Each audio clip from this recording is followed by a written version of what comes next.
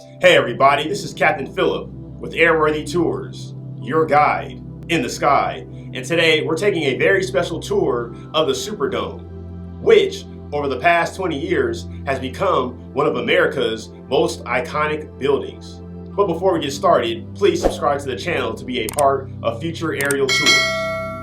And we are clear for takeoff, so sit back, relax, and enjoy your tour.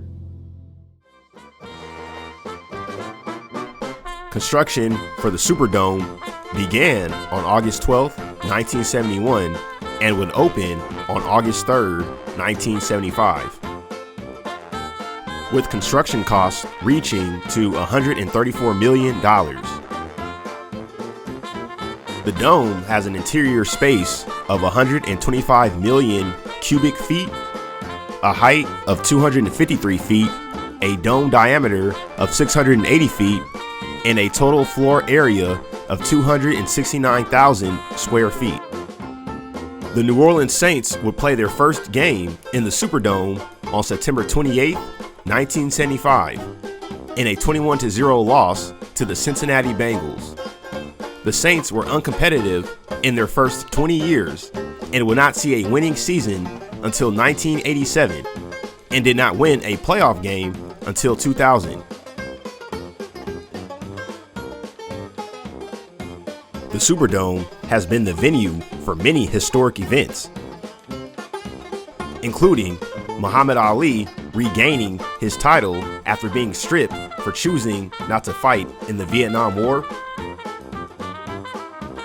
Michael Jordan's first legendary moment when he hit a game-winning basket to win the 1982 NCAA championship game against Georgetown, The Undertaker having his WrestleMania winning streak of 21 straight wins being ended by Brock Lesnar,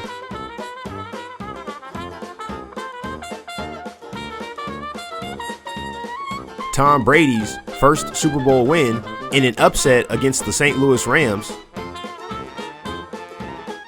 and of course, the LSU Tigers capping off the greatest season in college football history on January 13th, 2020.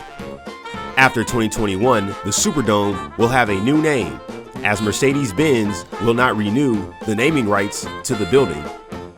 It's also interesting to note that there isn't an arena or sporting venue that dominates a city skyline quite like the Superdome, which can be seen many miles away in any direction.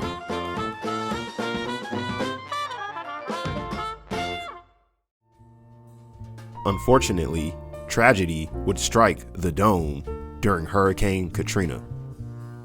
The Superdome was used as a shelter of last resort for those in New Orleans, unable to evacuate from the approaching storm. Up to 30,000 people would take shelter in the structure during Hurricane Katrina. During the storm on August 29, 2005, a large section of the outer covering was peeled off by high winds, eventually ripping two holes in the curved roof, each about 15 to 20 feet long and 4 to 5 feet wide. By September 4th, the last group of people from the Superdome had been evacuated.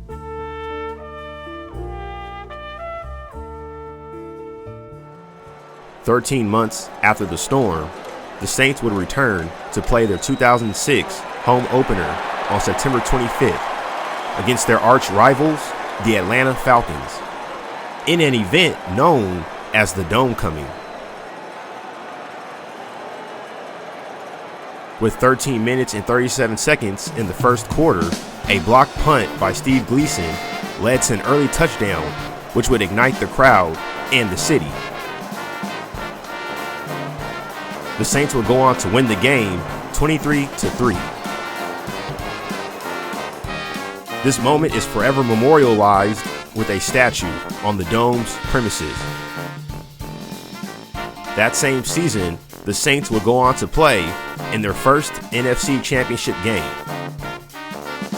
3 seasons later, they would go on to win the Super Bowl.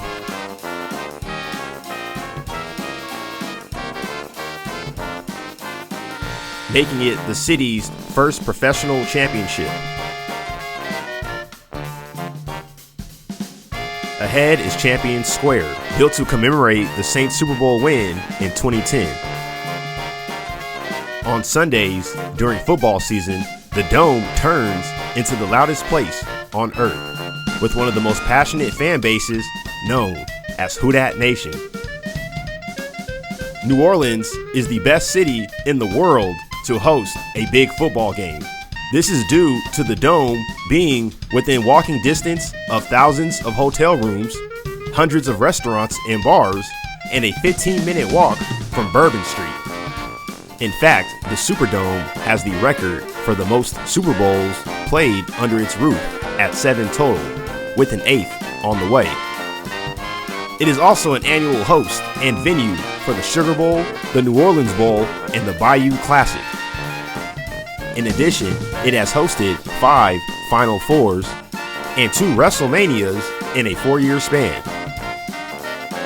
Its record attendance is 78,133, which occurred at WrestleMania 34, April 8th, 2018. At night, the Superdome lights up with the light colors reflecting what's going on in the city and/or the world. The Superdome is a well sought out concert venue. Acts that have performed in the Dome include the Rolling Stones, Prince, Taylor Swift, Kiss, Kevin Hart, and Jay-Z and Beyonce. Oh, and just Beyonce as well.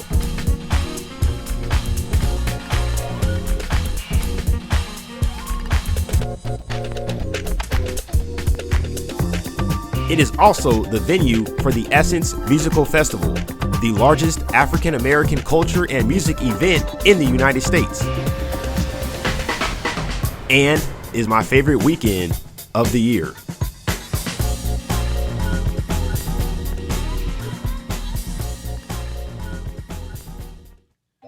If you enjoyed today's tour, you can tip your tour guide by hitting the like button. Also, make sure to check out some of our other tours as well. Thank you for flying with Airworthy Tours, and we look forward to seeing you on our next flight.